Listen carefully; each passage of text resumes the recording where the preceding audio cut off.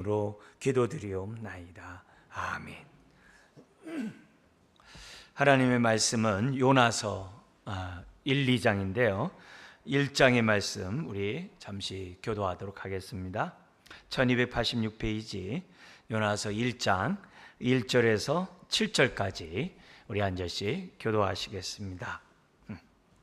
여호와의 말씀이 아미떼의 아들 요나에게 임하니라. 이르시되 너는 일어나 저 큰 성읍 니느웨로 가서 그것을 향하여 외치라. 그 악독이 내 앞에 상달되었음이니라 하시니라. 그러나 요나가 여호와의 얼굴을 피하려고 일어나 다시스로 도망하려 하여 요바로 내려갔더니 마침 다시스로 가는 배를 만난지라. 여호와의 얼굴을 피하여 그들과 함께 다시스로 가려고 뱃삭을 주고 배에 올랐더라. 여호와께서 큰 바람을 바다 위에 내리심에 바다 가운데 큰 폭풍이 일어나 배가 거의 깨지게 된지라. 사공들이 두려워하여 각각 자기의 신을 부르고 또 배를 가볍게 하려고 그 가운데 물건들을 바다에 던지니라. 그러나 요나는 배 밑층에 내려가서 누워 깊이 잠이 든지라. 선장이 그에게 가서 이르되 자는 자여 어찌함이냐. 일어나서 내 하나님께 구하라. 혹시 하나님이 우리를 생각하사 망하지 아니하게 하시리라 하니라. 같죠? 그들이 서로 이르되 자 우리가 제비를 뽑아 이 재앙이 누구로 말미암아 우리에게 임하였나 와라 보자 하고 곧 제비를 뽑으니 제비가 요나에게 뽑힌지라. 아멘. 요나서 우리 너무나도 잘 알고 있는 말씀이죠. 요나서의 이제 기본적인 우리 말씀을 보기 전에 전체 보기 전에 우리 1, 2장에 있는 우리 오늘 볼 내용의 중요한 성경 구절을 한번 더 좀 이 시간에 좀 살펴보기 원하는데요. 1절 3절에 보면은 강의 따라서 보시면요. 하나님께서 요나에게 저기 니느웨 아수르의 수도 니느웨 성에 가서 그들의 악독에 대해서 정말 이렇게 책망하고 하나님의 심판이 가까웠다는 것을 전하라고 요나를 이렇게 파송합니다. 그러나 이제 요나가 이제 거절하는 그런 장면을 우리가 읽었죠. 그리고 나서 1장 이제 10절에 이런 말씀이 있습니다. 우리 한번 같이 한번 읽어볼까요? 자기가 여호와의 얼굴을 피함인 줄을 그들에게 말하였으므로 무리가 알고 심히 두려워하여 이르되 내가 어찌하여 그렇게 행하였느냐 하니라. 지금 1장 3절에 여호와의 얼굴을 피하려고 이제 다시스로 이제 도망가는 그 요나에게 자기가 이제 제비 뽑고 이런 상황이 되니까 너 왜 그러느냐 하니까 여호와의 얼굴을 피함인 줄이라는 자기의 잘못에 대해서 설명을 하게 됩니다. 그래서 이제 무리들이 왜 당신이 그렇게 해가지고 이런 어려운 일을 겪게 하느냐 이런 얘기를 하는 거죠. 이제 그런 가운데 2장에 들어가서 이제 물고기 뱃속에서 이제 하나님을 향하여 이제 기도하는 그런 장면이 2장에 이제 등장하게 됩니다. 이제 그런 가운데 2절과 9절이 같은 그런 기도 제목으로 되어 있습니다. 이제 그 가운데 우리 이제 주목해야 될 내용이 이제 2장 2절에 나와 있는 얘기예요. 같이 한번 읽어볼까요? 이르되 내가 받는 고난으로 말미암아 여호와께 불러 아뢰었더니 주께서 내게 대답하셨고 내가 스올의 뱃속에서 부르짖었더니 주께서 내 음성을 들으셨나이다. 아멘이죠. 이제 이런 얘기가 이제 2장에 나오고 있습니다. 여러분, 요나서를 보면은 신약의 하나님이 열방을 향해 정말 극률한 마음을 갖고 있고 열방을 구원하고자 하는 그런 마음이 구약에도 변함이 없다는 것을 요나서를 통해서 우리는 알게 됩니다. 요나가 활동했던 그런 이 시기는 남북으로 나눠져 있는 특히 북이스라엘에서 여로보암 왕 2세가 있어요. 가장 왕성한 그런 이 정말 나라를 이루었던 그 왕이 솔로몬과 다윗과 솔로몬 이후로 이 여로보암 왕 2세입니다. 그리고 이 사람이 얼마나 정말 힘이 막강했는지 군사력으로 인해 가지고 다윗과 솔로몬이 차였던 그 영토를 다 회복을 해요. 전쟁에 나가면 아주 승리하는 그런 자예요. 그러다 보니까 자연스럽게 모든 겉으로 드러난 모든 것들이 부강하죠. 번영을 이루었던 그런 여로보암 시대의 그런 인물입니다. 근데 그 여로보암 왕 2세에게 굉장히 이렇게 정말 그 하나님의 뜻을 전하는데 축복의 말씀을 예언한 사람이 요나예요. 그게 어디 나오냐면은 열왕기하 14장 23절부터 25절에 나와 있습니다. 여기 화면에 나와 있는 그 말씀에 따라서 우리 한번 좀 보기 원하는데요. 제가 먼저 읽어드릴게요. 유다의 왕 요아스의 아들 아마샤 제 15년에 이스라엘 왕 요아스의 아들 여로보암이 사마리아에서 왕이 되어 41년간 다스렸으며, 우리 그 다음 구절 한번 같이 읽어볼까요? 여호와 보시기에 악을 행하여 이스라엘에게 범죄하게 한 느밧의 아들 여로보암의 모든 죄에서 떠나지 아니하였더라. 그 다음도 읽겠습니다. 이스라엘의 하나님 여호와께서 그의 종 가드헤벨 아미떼의 아들 선지자 요나를 통하여 하신 말씀과 같이 여로보암이 이스라엘 영토를 회복하되 하맛 어귀에서부터 아라바 바다까지 하였으니, 이 하맛이라는 그 지역은 지금 다마스커스보다 더 북쪽, 그쪽에 있는 그 지역입니다. 이제 그쪽에서부터 지금 이제 여기까지 다 이제 차지하게 되는 거예요. 뿐만 아니라 아라비아 저쪽에 두 개의 홍해가 있는데 사우디아라비아 쪽에 가까운 그쪽 지역이 이제 아라비아의 그 시내가예요. 이제 그쪽까지 다 뭐냐면 차지하게 된다는 거예요. 그러니까 엄청난 예언을 그러니까 긍정적으로 한 거죠, 요나가. 그렇게 요나라는 인물이 등장을 해요. 그러니까 이때 동시대 사람이 호세아 아모스예요.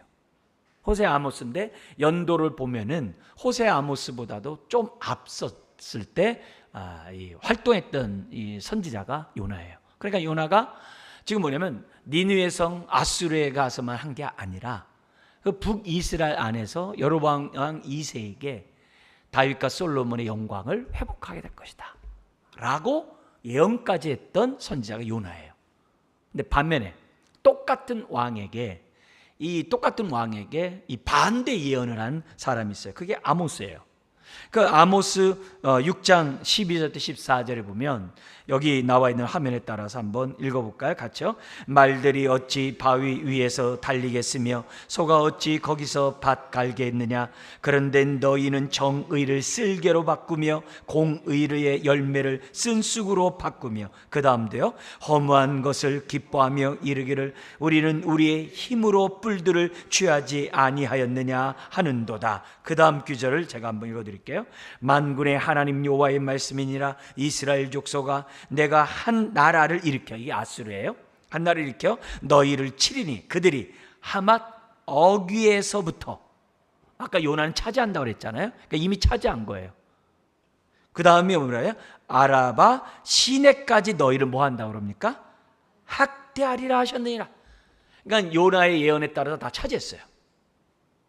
이 여로보암 2세가 다 차지했단 말이에요. 부한 나라였어요. 근데 공의와 정의를 갖다가 짓밟고 하나님의 말씀에 떠난 그 삶을 살아가니까 하나님이 어떻게 돼요?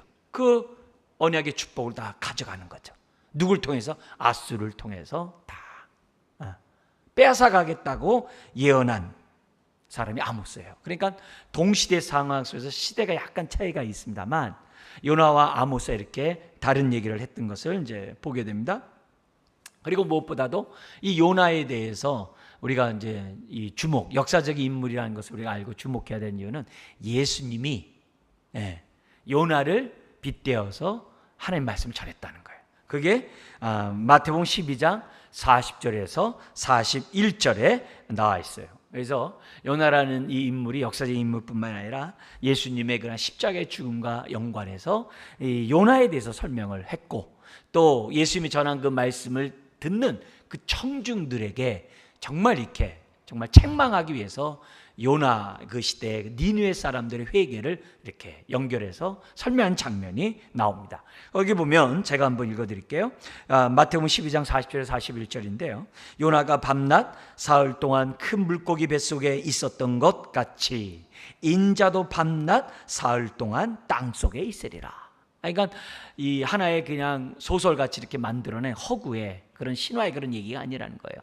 예수님이 그걸 이제 인정하고 예수님도 실제 무덤에 정말 사흘 동안 땅 속에 있으리라 이렇게 얘기를 해요. 뿐만 아니라 그 다음 구절 같이 한번 읽겠습니다. 심판 때 니느웨 사람들이 일어나 이 세대 사람을 정죄하리니 이는 그들이 요나의 전도를 듣고 회개하였음이거니와 요나보다 더 큰 이가 여기 있으며, 솔로몬보다 더 큰 이가 예수님이라고 하셨고, 곧 이어서 뭐냐면은 요나보다 더 큰 이가 나다 이게. 근데 그 악한 니느웨 사람도 회개했건만 너희들은 어찌하여 회개하지 않느냐라고 책망할 때 이 요나라는 인물을 사용했던 걸 봐요. 자, 이런 가운데 이제 요나가 하나님의 명령에 따라 니느웨에 가서 하나님의 뜻을 전하라고 했는데 싫어요. 싫은 이유가 이제 이 아수르는 원수거든요. 원수기 때문에 원수의 나라에 가서 내가 어떻게 하나님 말씀을 전하냐 이게. 그냥 멸망하도록 내버려 두지. 더구나 하나님은 회개하는 자에게 긍휼을 베푸시는 하나님이라는 것을 요나가 알고 있는 거예요. 그럼 자기가 전화가지고 회개하면 하나님의 심판이 임하지 않게 되잖아요. 그러니까 싫은 거예요. 이런 이유가 여러 이유 속에서, 하지만 하나님은 원수까지도 사랑하시는, 정말 변함없이 열방을 향한 그 두 팔을 벌리시는 그 주님의 그 하나님의 모습은 예나 지금이나 다를 바가 없는 것을 보게 됩니다. 요나 전체 구조를 잠깐 강연에 따라서 보면요, 첫 번째 사명이 이제 1장에 나와요. 근데 거기에 대해서 불순종해요, 요나가. 그리고 고기 뱃속에 들어가서 기도를 하다가 하나님의 은혜를 덧입고 그가 어떻게 돼요? 사망에서 건짐을 받습니다. 그 다음에 3장에 가서 하나님이 두 번째 사명을 줘요. 근데 여기서는 순종해요. 순종을 합니다. 순종하는데 이게 뭐냐, 기꺼이 순종하는 그런 건 없어요. 이제 순종을 합니다. 순종해서 하나님 말씀을 전했는데 웬걸 회개를 하는 거예요. 열심히 전해서 회개한 게 아니라 건설로, 원래 사흘 길인데 하루만 돌았다고 그래요. 그럼 사흘 길을 돌아다니기를 갖다 한 길 간다는 얘기는 추측건데, 그냥 중앙통로 한번 슥 가면서 에이 하면서 5마디 한 거예요. 5마디를 그냥 어이 이렇게 했다고 볼 수 있는 거예요. 근데 회개를 한 거예요. 근데 누구부터 회개하느냐? 왕서부터 시작해서 왕의 소떼까지, 그리고 온 백성이 회개를 하는 거예요. 못마땅한 거죠. 왜냐하면 회개하면은 하나님이 용서하시고 은혜를 베푸신 하나님이 그 심판을 내리실 리가 없거든요. 그러니까 이 못 깨달으니까 하나님이 어떻게 돼요? 박너크를 준비해가지고 네 잠깐 있다가 하는 이 박너크는 아끼거든. 내가 어떻게 저기 있는 저 영혼들과 짐승들을 아끼지 않겠냐 하면서 이제 빗대어서 우리 주님이 이제 책망을, 일종의 이제 풍자에 대한 그런 교훈들도 이제 이 안에 있는 거죠. 그러나 이제 거기서 이제 4장에서 두 번째 기도를 하는 거죠. 근데 그 두 번째 기도가 뭐냐면 은혜를 베푼 것을 못마땅해 사는 기도예요. 그러니까 2장에서 요나가 회개했다, 고기 뱃속에서 좀 보기가 좀 어려운 거예요. 아닌가 다를까 자기의 불순종에 대한 얘기는 안 해요. 그냥 구원하신 그 두려움에서 건지신 그 부분을 감사하면서도 자기가 불순종했다는 얘기를 철저히 했다는 얘기는 잘 없어요.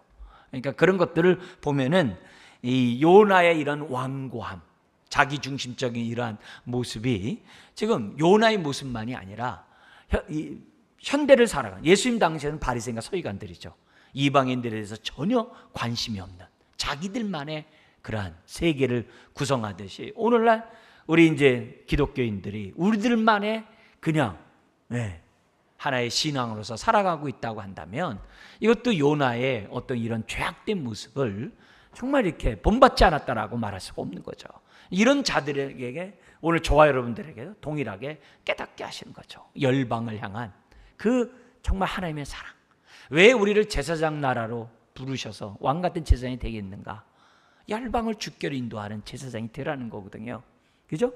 그래서 바울이 로마서 12장과 15장에서 얘기한 게 그거잖아요. 우리들은, 저와 여러분들은 제물이 두 개가 있어야 돼요. 하나는 나를 저 복종하는 내 자신이 제물이 돼야 돼요. 바울이 알려준 거예요. 또 하나는 뭐예요? 영혼을 하나님 앞에 드리는 제사장이 돼야 돼요. 그게 바울이 우리들에게 가르쳐준 그런 제물이거든요. 그러니까 이런 의미에서 우리가 이 요나서를 보면은 현대적인 이러한 입장에서 볼 때 깨달을 점들이 한두 가지가 아닌 것을 보게 됩니다. 그리고 1장에서 3장에서 요나가 사람을 만나는데요, 1장에서는 그 배에 있는 사람들을 만나요. 그리고 3장에서는 뭐냐면 니느웨 사람을 만나요. 근데 우리 기대와 달리 요나 선지자는 굉장히 완고하고 이기적이고 자기중심적이에요. 근데 반면에 이방인들은 하나님께 열려 있어요. 그리고 오히려 벳사공 사람들은 자기의 신을 부르고 자기가 할 도리 다 해도 안 되니까 어떻게 돼요? 하나님에 대해서 마음이 열려 있어요.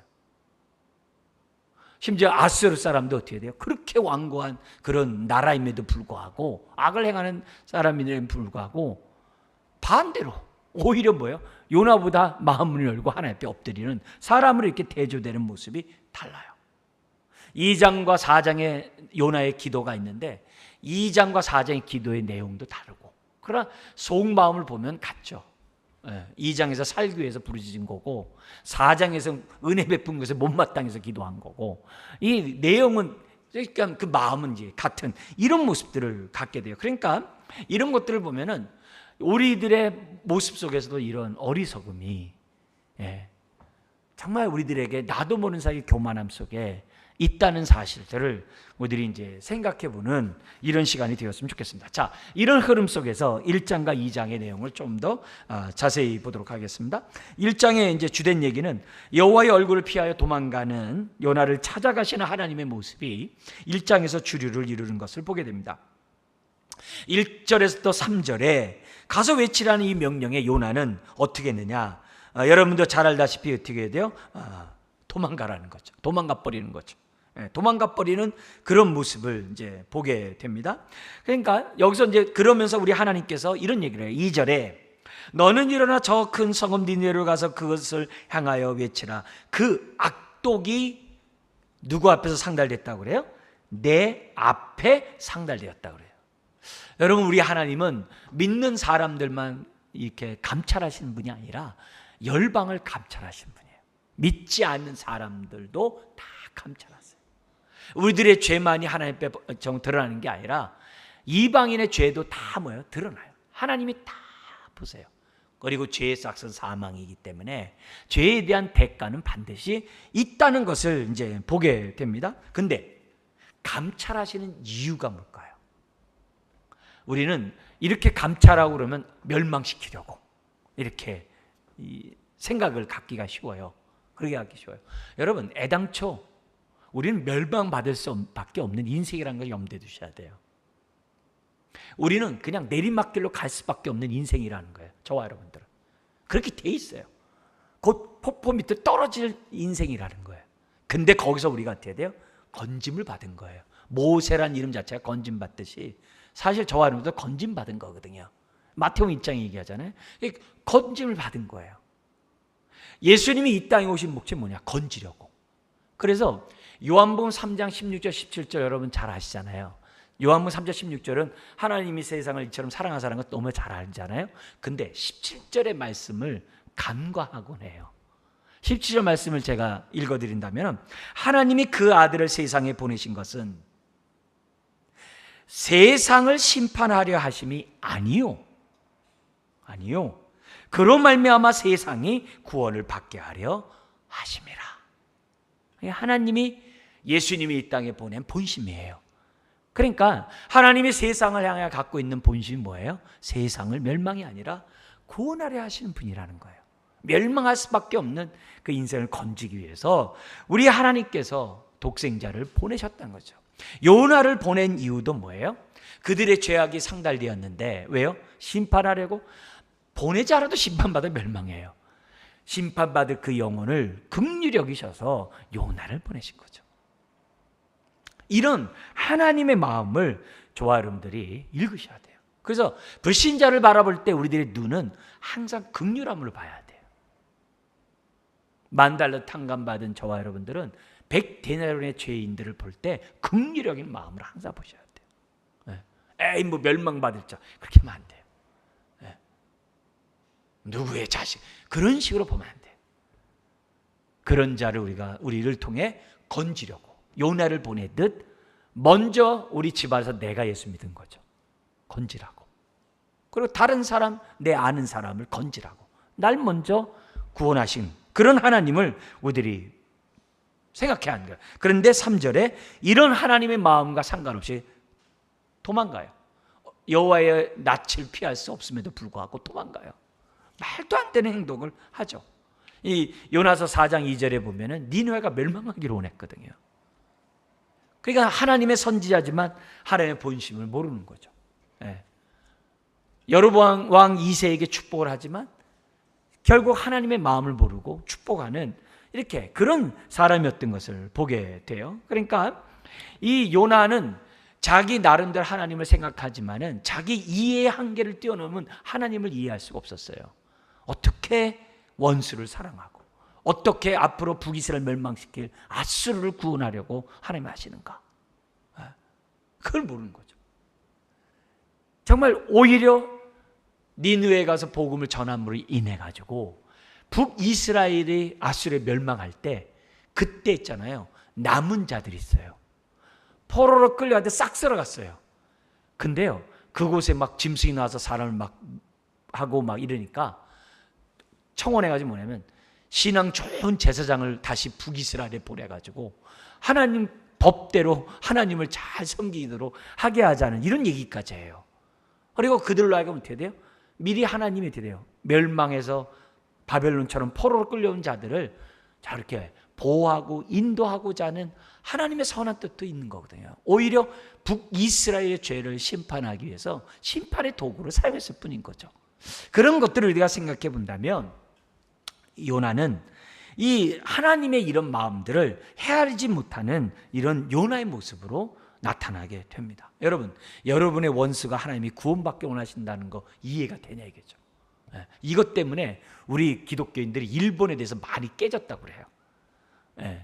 6.25 전쟁 후에 이 일본 선교사가 어떻게 거길 가냐 막 이랬는데 그게 아니라 요나를 보면서 일본 선교에 대해서 마음을 많이 이렇게 헌신하고 열고 그랬다고 그래요.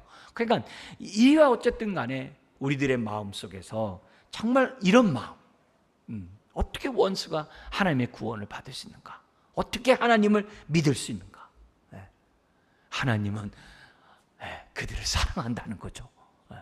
이걸 우리들이 이해를 해야만 한다는 거죠. 자, 그러면서 우리가 하나님에 대한 편견, 하나님에 대한 잘못된 생각이 우리 안에도 얼마든지 있다는 생각을 가지고 우리가 하나님 앞에 겸손한 마음으로 우리가 서야만 합니다. 자, 그러면서 우리가 또 하나 더 우리가 좀 짚고 넘어갈 것이 뭐냐면 여기 요나가 갈 때 마침 다시스로 향하는 배를 만났다 그랬잖아요.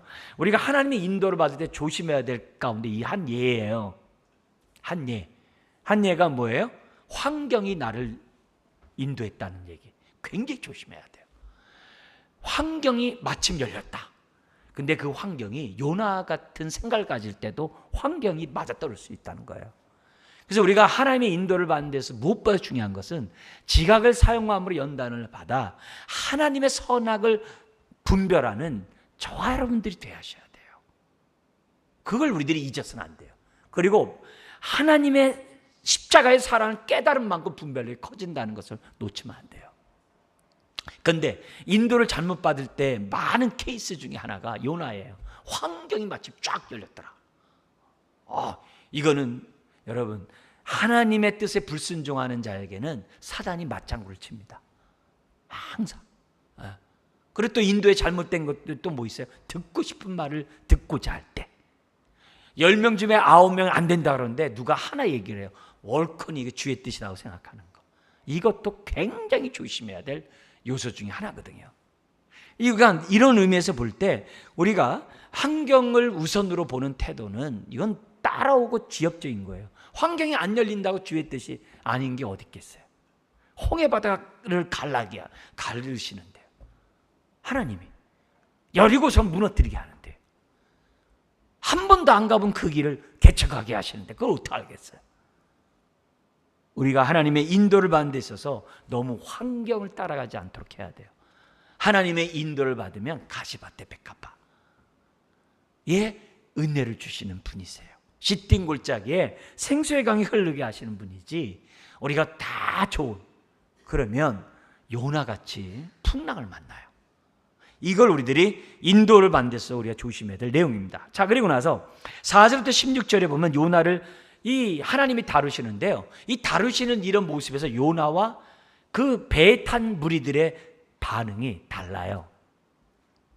우리가 이 다름들에서 우리가 많은 것들을 느낄 수 있겠습니다만, 그러나 여기서 우리가 본문에 우리 중요한 이런 내용들만 좀 우리가 좀 살펴보기를 원합니다. 여기 4절에 보면 여호와께서 도망가는 요나를 추격하셔가지고 큰 바람을 바다 위에 내린다 이렇게 있어요. 이 내리심에라는 이 단어 자체가 뭐냐면 조준을 해가지고 딱 때린다는 거예요. 그냥 풍랑 휙 하는 게 아니라 딱 고기를 요나를 놓고서 딱 보시고 고기를 콱 때리신 거예요. 우리 가끔 여기서 호전하게 오는데 여기는 멀쩡하잖아요.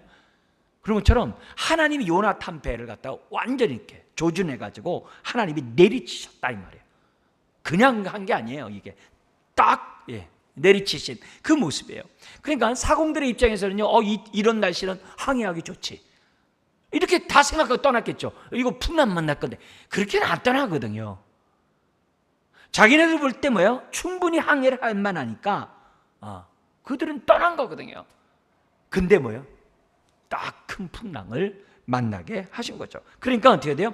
5절에 자기네들이 할 수 있는 거 다 해요. 하나님도 불러보고, 심지어 뭐예요? 물건들을 갖다가 다 버려가지고 가난케도 하고 다 피해를 보게 하는 거죠. 근데 5절이니까 요나는 그냥 처음부터 그냥 배미창이 들어가지고 깊은 잠에 빠지는 거죠. 이건 보면 뭐냐면 하나님을 낯을 피하고 도망가는 거와 거기에 대한 얼마나 마음이 그렇게 했어요. 그와 함께 어떻게 돼요? 잊어버리려고 아예 잠자버리는 거예요. 그런 일도 우리 많이 하잖아요. 난 몰라, 나 잘래, 뭐 이런 것처럼 아주 잊어버리는 그런 행동 속에서 나타난 그런 아주 의도적인 그 배반의 모습을 갖다가 우리가 이제 잊고자 하는 이 모습을 보게 돼요. 그러나 여러분도 잘 아시다시피 하나님의 낯을 피하면요, 내려가게 돼 있어요. 다시스로 하나님부터 멀어지는 거죠. 배에 가서도 또 어떻게 돼요? 배 밑창까지 이렇게 내려가고 항상 그래요. 하나님의 낯을 가까이 할 때 빛으로 나오는 거지, 하나님의 빛을 갖다가 거부한 사람은 어둠 속으로 자꾸 들어가게 되어 있는 이런 모습들을 우리가 요나의 모습에서 살펴보게 됩니다. 자, 그러자 멀쩡하게 잠을 자고 있는 거, 지금 난리가 났는데 잠을 자요. 마치 무슨 예수님이 잠자는 것처럼 잠자는지는 모르겠습니다만, 어쨌든 이 선장이 볼 때 말도 안 되는 그런 사람이 있는 거죠. 그러니까 당신이 하나님께 구하라. 그러니까 유대인 줄 안 거죠. 당신이 하나님께 구하라. 혹시 되지 않겠냐 하면서 뭐 얘기해요? 이건 도저히 자기네 한계 바뀌니까 자기네들 제비 뽑아가지고 이 재앙이 누구부터 왔는지 7절에 하자 했는데 딱 요나가 뽑혀요. 그래서 너에 대해서 자취정을 말하라. 그러니까 8절 이하에, 특히 9절에 우리 한번 읽어볼까요? 그가 대답하되 나는 히브리 사람이요 바다와 육지를 지으신 하늘의 하나님 여호와를 경외하는 자로라 하고, 그래도 하나님에 대해서는 잘 알아요. 그리고 그 가운데서도 하나님의 이름을 얘기를 해요. 그리고 자기가 진범이라고 얘기를 해요. 근데 이런 모습 속에서 자기의 죄를 갖다 10절에 우리 아까 읽은 것처럼 내가 낯을 피해가지고 이런 일을 겪게 했다. 그러니까 사람들이 두려워가지고 어떻게 돼요? 너 어찌 그렇게 행했느냐? 지금 하나님의 선지자가 이방 사람들에게 책망을 받아요. 얼마나 이렇게 참 비참한 모습인지 이루 말할 수가 없어요. 이 모습은 바울이 로마 감옥에 그 압송 재판받으러 갈 때 우라굴라 광부를 만났을 때 그 많은 사람을 살렸던 바울의 모습과 대조가 돼요. 완전히 대조가 돼요. 책망을 받고 있는 요나의 이런 모습을 봐요. 그러니까 낯을 피한 그 인생의 삶이 소금의 맛을 잃어 밟힌다는 이 모습을 지금 엿보게 하는 그런 장면입니다. 자, 이런 와중에 11절에 바다가 점점 흉흉한 거예요. 더 세차는 거예요. 그러니까 요나에게 얘기합니다. 우리가 어떻게 해야 되냐? 그러니까 요나가 얘기합니다. 나를 던져라. 그러면 잠잠하게 될 거다. 근데 이 사람들이 참 마음이 착해요. 어떻게 그렇겠냐 하면서 어떻게 돼요? 여기 13절 같이 한번 읽어볼까요? 그러나 그 사람들이 힘쓴 돌을 쳐 배를 육지로 돌리고자 하다가 바다가 그들을 향하여 점점 더 흉흉함으로 능히 못한지라. 이 4장에 나온 그 요나의 모습을 보면요, 나 죽여라, 이 얘기는 되게 나쁜 것 같아요. 전해야 될 사명 있는 사람이 나 죽이라, 이게 뭐예요? 나 사명 감당하지 않겠다는 거거든요. 굉장히 나쁜 마음이죠. 자기가 죽으면 전하지 않잖아요. 그럼 아수르는 그냥 멸망해 버리는 거고, 보통 나쁜 모습이 아니에요. 아주 악의적인 그러한 의도에서 한 거다, 이렇게 선한 모습보다도 그런 생각을 갖게 하는 어쨌든 요나의 모습입니다. 그러니까 그러나 그들의 사공들의 노력과 상관없이 안 되는 거예요. 그러니까 14절부터 16절, 이거 아마 하나님이 이런 것들을 받기 원하셔서 요나라는 사람을 통해서 하나님이 이렇게 한 그런 구원의 역사도 우리가 있다라고 볼 수가 있어요. 이게 뭐냐면 14절부터 16절에 그러자 이방인들의 태도가 요나의 말처럼 하나님께로 왔다는 것을 이제 깨닫게 돼요. 반신반의했던 게 확실해요. 그래서 요나의 말대로 어떻게 돼요? 하는데 그냥 하지 않고 14절에 보면요, 무리가 누구에게 부르짖습니까? 무리가 여호와께 부르짖어 이르되, 정확하게 얘기해요. 무리가 여호와께 부르짖어요. 여러분, 뭐냐면 여호와여 구하고 구하오니 이 사람의 생명 때문에 우리를 멸망시키지 마옵소서. 무죄한 피를 우리에게 돌리지 마옵소서. 주 여호와께서는 주의 뜻대로 행하심이니이다 하고, 이렇게 그래요. 그러니까 굉장히 하나님의 이름이 세 번씩이나 반복되면서 강조되고 있는 거예요. 그러니까 하나님이 이런 모습 속에서 그 영혼들을 구원하고자 하는 이런 불순종의 요나를 사용하신 하나님의 모습을 우리가 볼 수가 있는 거죠. 그래서 자신들을 불쌍히 여겨달라고 주 이름을 부르는 거예요. 자기네 신 다 불러봤거든요. 할 수 있는 거 다 해봤거든요. 이제 열려있는 것은 뭐냐면 하나님 한 분이에요. 근데 하나님 앞에 부르짖었더니 놀랍게도 15절에 배가 그친 거예요. 요나를 던지고 나니까 배가 그 풍랑이 그친 거예요. 그러면서 어떻게 돼요? 이 사람들은 하나님이 정말 살아계시는구나, 정말 요나의 풍랑이 하나님께로 왔구나, 화들짝 놀람과 함께 두려움 속에 그들이 하나님 앞에 이제 넙죽 엎드리고 뭐냐면 이렇게 서원을 합니다. 16절에 그 사람들이 여호와를 크게 두려워하여 여호와께 제물을 드리고 서원하였더라. 서원은 만났을 때 하는 표현이에요. 그냥 하는 얘기 아니에요. 참신을 만났을 때 할 수 있는 그런 표현이에요. 그러니까 불순종한 요나를 통해서도 이 이방인들을 구원하신 하나님, 사도 바울 때문에 그 배를 탄 사람을 구원하잖아요.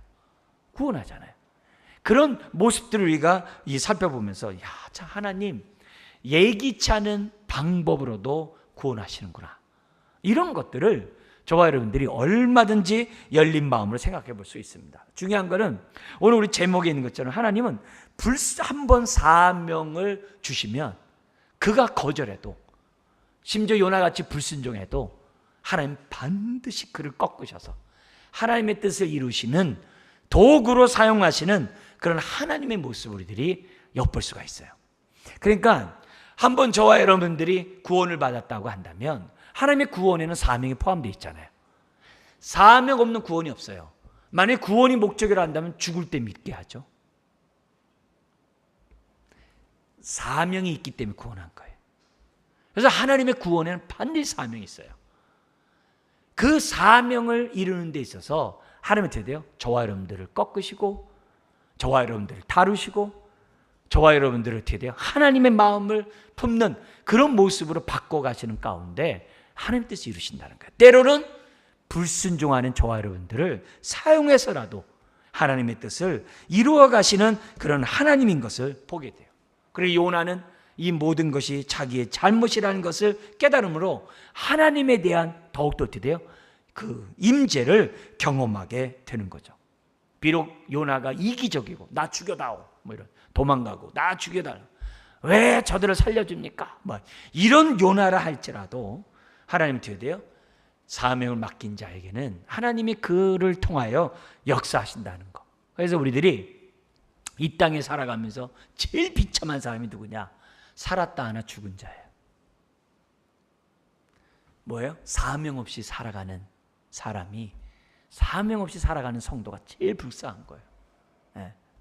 그런 의미에서 우리들이 하나님 앞에서 나를 구원하신 그 부르심의 소망에 따라 우리들이 살아가는 저와 여러분들이 돼야만 하는 거죠. 하나님은 이 불순종하는 요나를 이렇게까지 하면서 요나를 통해서 주의 뜻을 이루세요. 그렇다고 한다면 저와 여러분들 피할 생각하지 마시고 나를 부르신 구원하신 하나님의 뜻을 잘 분별하고 그 뜻 가운데 살아가는 저와 여러분들이 돼야 한다는 거죠. 자, 이런 가운데 하나님의 반응이 나옵니다. 하나님의 반응이 뭐냐면 17절이에요. 우리 한번 같이 읽어볼까요? 여호와께서 이미 큰 물고기를 예비하사 요나를 삼키게 하셨으므로 요나가 밤낮 3일을 물고기 뱃속에 있으니라. 여러분, 이 요나가 회개하고 뛰어내렸습니까? 회개하고 저거 했습니까? 아니에요. 그럼에도 불구하고 하나님이 물고기를 예비하셔가지고 물고기 뱃속에서 어떻게 산소가 없는 데서 살게 했겠어요. 그러나 전능하신 하나님이 한 거죠. 이거는 그냥 해놓은 거야. 예수님이 인정했잖아요. 우리가 이런 모습을 봐야 되는 거죠. 그러니까 이런 모습 속에서 요나도 살아계신 하나님을 경험할 뿐만이 아니라 배 탄 무리들도 하나님을 경험하는 거죠. 경험하는 모습이죠. 자, 이런 모습에서 대조가 되는 거죠. 요나의 그런 이기적인 모습과 세상을 향해 열려있는 하나님의 모습이 대조가 되죠. 이런 모습 속에서 오늘 저와 여러분들 추격하시는 이 하나님 앞에 나는 어떻게 사는가? 예수님이 삭개오를 구원하고자 어떻게 돼요? 이름도 모르고 만난 적도 없는데 뽕나무에 올라가는 삭개오에게 찾아오셔가지고 삭개오야, 오늘 내가 너희 집에 유하겠다. 주변 사람이 수근수근 어떻게 저렇게 부정한 자의 집에 가냐? 네가 오늘 아브라함의 자손이 될 것이고 구원이 너희 집에 이르니라. 그렇게 찾아오세요. 우리가 경험이잖아요. 저와 여러분들이 그 경험이잖아요. 요한복음 10장 표현을 쓴다면 각각의 이름을 부르셨다 그랬어요. 이름으로 부르셨대요. 저와 여러분들이 이름을 부르셨대요. 그러니 우리가 얼마나 감사해요. 그래서 바울이 너무 감사해서 내가 여호와를 아는 것뿐만 아니라 나를 아시는 하나님이요 이러면서 막 감격해 하잖아요. 거기서 우리가 딱 스파크가 일어나야 내 삶이 핏값으로 산 주의 자녀인 줄 알고 내 삶을 기꺼이 드리는 거죠. 그래야 우리가 복되죠. 자, 뭐 고기 백숙에서 자기가 안 죽잖아요. 안 죽으니까 어떻게 돼요? 기도해야죠. 기도해야죠. 자연스럽게 기도해야죠. 자, 여러분이 강의 안에 보면은 2절부터 9절까지가 이렇게 대칭으로 되어 있다는 걸 금방 알 수 있어요. 거기 2절과 9절에 요나의 외침이 나와요. 그죠? 요나의 외침이 나와요. 그리고 3절과 8절에 뭐가 냐면 요나의 그런 아주 그런 상황, 고통스러운 상황이 이제 3절에 나온 반면에 8절에서 뭐냐면은 요나 주변에 거짓되고 헛된 것을 숭상하여 하나님의 은혜를 포기한 사람들의 모습이 나오는데 이 사람이야 진짜 고통스러움이죠. 고기 뱃속은 아무것도 아니죠. 사는 게 아니죠. 그런 얘기 나오고, 그리고 거기 4절과 7절을 보면요, 쫓겨난 상황에서 요나가 성전을 바라본대요. 근데 그게 7절에서 뭐냐면은 똑같이 나와요. 성전을 바라보고 기도한대요. 그리고 중간이 이제 제일 아주 핵심이죠. 뭐냐면은 5절 6절인데요. 요나가 얼마나 고기 뱃속에서 고통을 당했는지 삼중고를 얘기를 해요. 근데 그런 고통에서 하나님이 구원하셨다는 것에 대한 감사를 하나님께 드려요. 6절 하반절에서. 자, 이런 모습 속에서 강조가 뭐냐면 고기 뱃속에서도 주의 성전을 바라보고 기도했더니 성전에 계신 하나님이 어떻게 돼요? 요나를 건지셨다. 이 교훈은 우리들에게 굉장히 중요해요. 불순종하는 요나의 기도를 들으시는 주님은 오늘 순종하고자 하는 사람들의 기도는 더더욱 잘 들어주시겠죠. 그리고 고기 뱃속에 있어라도 우리가 뭐야? 포기하지 말아야 할 것은 어떻게 돼요? 하나님의 성전을 바라보고 기도하는 거다. 그래서 요 모습이 이 영향을 줬던 사람이 다윗이라고 봐요. 다윗이 쓴 그 시가 많잖아요. 그 중에 63편이 있어요. 자기 아들 압살롬에 쫓겨가지고 광야에서 찬잇을 맞으면서 도망가 있을 때 얼마나 괴롭겠어요. 근데 다윗이 뭐라고 하냐면은 내가 성전에서 주님을 배웠으며 그래요. 지금 광야에서 찬잇을 맞으면서 쓸쓸하게 있는 그 다윗이 내가 성전에서 하나님의 얼굴을 뵙는데요. 뭐예요? 이미 그는 거기서 뭐예요? 하나님의 성전을 바라보면서 기도함으로 하나님의 임재 속에 있다는 얘기예요. 그게 다윗의 기도예요. 그래서 다윗은 10년 동안 도망다니면서 어떻게 돼요? 항상 하나님이 함께하는 그런 삶을 살았어요. 이런 신앙이 이 요나에게도 있는 거죠. 근데 이 불순종하는 요나에게도 있다고 한다면 오늘 저와 여러분들 어떻게 돼요? 미리 알고 정말 순종하는 가운데 기도하면 오직 잘 들어주겠어요. 그래서 에이, 하나님이 벼룩도 낯짝있지, 나같이 이렇게 제대로 못 사는데 내 기도 들어주겠어? 그건 내 생각이고, 요나같이 이렇게 회개도 안 하고, 지금 하나님 앞에 기도하는 요나의 기도도 들어주신다고 한다면 회개하고 순종하는 사람들의 기도는 더더욱 잘 들어주죠. 강박으로 하나님을 섬기면 안 돼요. 우리가 하나님이 용서하기를 기뻐하시고 죄인에게 정말 은혜를 베푸시기를 즐겨하시는 분이세요. 자, 이런 가운데 이 내용을 좀 세 부분으로 잠깐 얘기한다면 1절부터 4절까지 바다에 던질 때 상황이 나오고 있어요.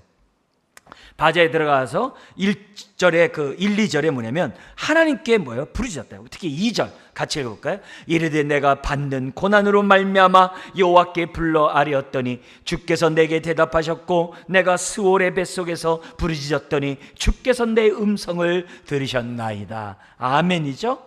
자, 그러면서 이게 감사시라고 그래요. 감사시는 항상 이유가 나와요. 그 이유가 뭐냐면 들으셨다는 거예요. 이해됐죠? 그리고 나서 얘기를 해요. 자기 상황을 다시 얘기합니다. 뭐냐면은 거기 3절에 뭐냐면은 하나님이 불순종한 자기 일을 갖다 어떻게 되면 자기를 던지셨대요. 주께서 나를 깊은 바닷속 가운데 던지셨대. 그냥 던진 게 아니라 지금 뭐예요? 유현진 선수처럼 아주 스트라이크를 그냥 팍 던졌다는 거예요. 아주 딱 놓고 던졌다는 거죠. 그리고 뭐라고 그러냐면은 거기 큰 물결이 나를 둘러고 주의 파도래요. 그냥 풍랑이 아니에요. 주님이 하신 주님으로부터 온 이 파도와 큰 물결이 다 내 위에 넘쳤나이다. 자기만 넘쳤어요? 다른 사람들은 오죽했겠어요? 이건 뭐예요? 하나님의 주권을 강조해요. 굉장히 중요한 신앙이에요. 하나님이 그렇게 하셨다는 거예요. 하나님이. 그러면서 4절에 얘기를 해요. 뭐냐면은 그때 요나가 어떻게 됐냐면은 내가 그랬어요. 내가 말하기를 내가 주의 목전에서 쫓겨났을지라도 다시 뭐라 그래요? 주의 성전을 바라보겠다 하였나이다. 여기 다시라는 단어가 히브리어는 뭐냐면 확실히, 그걸 갖다 우리 성경을 다시로 번역했어요. 여기 뭐냐면 쫓겨났을지라도 확실히 주의 성전을 바라보겠다 하였나이다. 이래야 돼요. 여러분 정말 땅끝에 가 있어도요 확실히 주의 성전을 바라보겠다는 이런 믿음으로 저와 여러분들이 정말 신앙생활 해야만 하는 거죠. 이게 굉장히 중요해요. 그러면서 여기 뭐냐면 결국 하나님은 뭐냐면 이 막다른 골목까지 끌고 가지고 뭐냐면 하나님을 바라보게 하세요. 두 손 바짝 들게 하세요. 이런 일들이 우리들의 삶 가운데 얼마나 많이 있습니까? 그러면서 5절부터 이하에 나오는데요, 5절 7절은 죽기 일보 직전의 상황을 얘기를 해요. 먼저 5절 6절에 삼중고를 얘기합니다. 5절에서는 물과 연관되고요, 그 다음에 6절에서는 산과 땅이라는 단어와 연결돼 가지고 얘기를 해요. 여기 표현인데 우리 5절 한번 읽어볼까요? 물이 나를 영혼까지 둘러싸우며 깊음이 나를 에워싸고 바다풀이 내 머리에 감쌌나이다. 여기 내 영혼까지 둘렀다는 얘기는 이제 아주 끝났다, 이게 이제 아주 그 한계가 아주 그냥 아주 넘어섰다는 얘기죠. 그리고 여기 에워싸다는 이 단어 자체도 우리 그냥 깊음이 나를 에워싸다 이렇게 번역되어 있잖아요. 근데 히브리 말은 뭐로 되어 있냐면요, 하나님이 목적을 가지고 나를 감쌌다는 거, 아주 숨통 확 조여놓는 그런 단어를 썼어요. 그리고 나서 두 번째가 뭐냐면 내가 산의 뿌리까지 내려갔대요. 얼마나 고통스럽겠어요. 세 번째가 뭐냐면 땅이 그 빗장으로 나를 오랫동안 막아버렸대. 빗장을 딱 걸어버렸대. 여기 오랫동안이란 말은 끝났다라는 단어예요. 이제 끝났다. 근데 안 끝났네요. 살아있는 거죠. 그러면서 본인데 하나님이 뭐냐면 그 6절 하반절에 나의 하나님 여호와여 주께서 내 생명을 구덩이에서 건지셨나이다. 할렐루야. 기도하면 건지시는 거죠. 예. 기도하면 건지고, 그리고요 기도한다는 얘기는 성령이 함께 한다는 얘기예요. 그게 요엘서예요. 주의 이름을 부르게 한대요. 성령님 오시면. 그러니까 기도한다 그러면요, 응답은 따놓은 당상이라고 생각하셔야 돼요. 왜냐면 이런 상황 되면요, 그냥 원망해 버리거든요. 그냥 포기해 버리거든요. 근데 기도한다, 주의 성자를 바라보고, 이건 하나님의 역사예요. 자, 그렇게 얘기한 다음에 8절에서 10절까지는 하나님의 구원을 경험한 자신에 대해서 뭐라고 회상하냐면은 이렇게 얘기합니다. 8절 9절 같이 한번 읽어볼까요? 거짓되고 헛된 것을 숭상하는 모든 자는 자기에게 베푸신 은혜를 버렸사오나 나는 감사하는 목소리로 주께 제사를 드리며 나의 서원을 주께 갚겠나이다. 구원은 여호와께 속하였나이다 하니라. 9절에 나는 요나겠죠? 근데요, 8절을 빗대고 있어요. 뭐라면요, 거짓되고 헛된 것을 숭상하는 모든 자는 자기에게 베푸신 은혜를 버렸사오나 그랬어요. 여러분, 은혜를 베푼 사람이 누구예요? 요나 자신이잖아요. 그러니까 자기가 과거의 내 모습이 뭐와 다를 바가 없어요? 우상 숭배자 다를 바 없는 거예요. 그렇지만 자기는 어떻게 해야 돼요? 은혜를 경험한 자기 자신은 어떻게 돼요? 나는 감사하는 소리로 하나님 앞에 선언을 하고 내가 주께 갖겠다. 그러면서 뭐라고 그래요? 구원은 여호와께 뭐라고 그럽니까? 속했다. 이 말은 하나님으로부터 온다는 거예요. 그런 고백을 확실하게 지금 하고 있는 것을 보게 됩니다. 그러니까 어떻게 10절에 하나님의 기도의 응답으로 토해놓는데, 바다 한가운데 토해놓는 것이 아니라 어디다가? 육지에다 딱 토해놔요. 빨리 니느웨 가라고. 그러니까 결국 회개한 자에게 어떻게 돼요? 은혜를 체험한 자가 사명을 제대로 감당해요. 그래서 부르셨을 때는 이렇게 은혜를 주세요. 불순종해도. 그리고 어떻게 돼요? 사명을 감당하도록 은혜를 줘요. 자, 마무리하겠습니다. 무엇보다 우리 개인적으로 내가 고기 뱃속에 들어간 이 고통 가운데 있을 때마다 뭐 하자? 하나님 바라보고 부르짖자. 그리고 하나님의 구원에는 뭐가 포함되어 있다? 사명이 포함되어 있다. 심지어 내가 불순종해도 하나님이 어떻게 한다? 사용하신다. 이왕이면 순종하면서 쓰임받자. 지금 요나 같은 가운데서도 응답하시는 하나님은 나이가 오늘 하나님의 회개하고 순종 가운데 살아가는 사람에게는 오죽하겠느냐. 또 주의 이름을 부르면 부르실수록 응답하시려고 하는구나. 이런 것들을 우리들이 생각하는 이 시간이 돼야 될 줄 믿습니다. 기도하겠습니다. 하나님 아버지, 생을 다하는 그때까지 사명을 잘 감당하는 주의 자녀들 되게 하시고 부르심에 합한 인생들 되게 하여 주옵소서. 한 분 한 분의 삶들을 주장하시고 성령님, 오늘도 우리가 요나같이 살지 않도록 도우시고 하나님의 뜻 가운데 온전히 순종하며 살아가는 자녀들 다 되게 하여 주옵소서. 예수님의 이름으로 기도드리옵나이다. 아멘.